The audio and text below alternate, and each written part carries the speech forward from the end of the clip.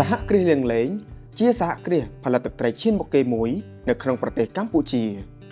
លោកលៀងលេងនិងក្រុមការងាររបស់លោកបដិញ្ញាផលិតផលដែលមានវិញ្ញាបនបត្រត្រឹមត្រូវស្របតាមស្តង់ដារសុវត្ថិភាពចំណីអាហារទាំងក្នុងស្រុកនិងអន្តរជាតិដើម្បីឈានទៅរកស្តង់ដារអន្តរជាតិសហគ្រាសលៀងលេង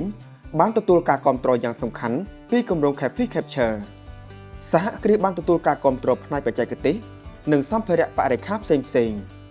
ការដំឡើងឡចំហាយថ្មីម៉ាស៊ីនចាក់បំពេញនិងបិទគម្របដោយស្វ័យប្រវត្តិដើម្បីបង្កើនល្បឿននិងអនាម័យ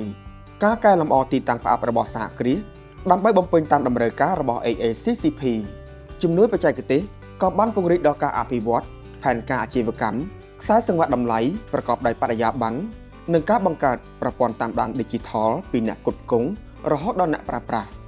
សហគ្រាសលៀងលេងទទួលបានវិញ្ញាបនបត្រ CQF ពេញលេញនិង AACCP សហគ្រាសបានបង្កើនការលក់ 20% និងចំនួន 12% ដោយបានបង្កើនចំនួនការងារថ្មី 25% ចក្ខុវិស័យ 2035 របស់យើងគឺដើម្បីទទួលបានប្រហែល 65% នៃចំណាយទីផ្សារក្នុងស្រុកលៀងលេងត្រៀមខ្លួនរួចជាស្រេចដើម្បីនាំយកទឹកត្រីទៅកាន់ទីផ្សារពិភពលោក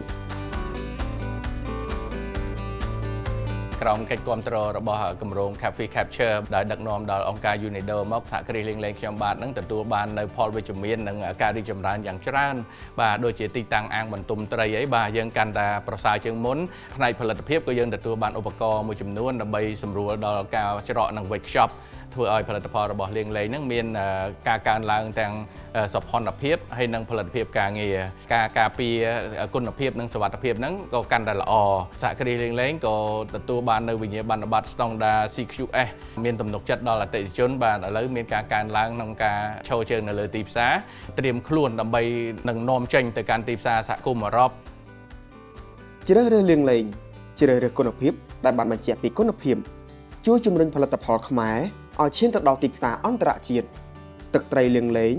រសជាតិស្តង់ដារគុណភាពពិភពលោក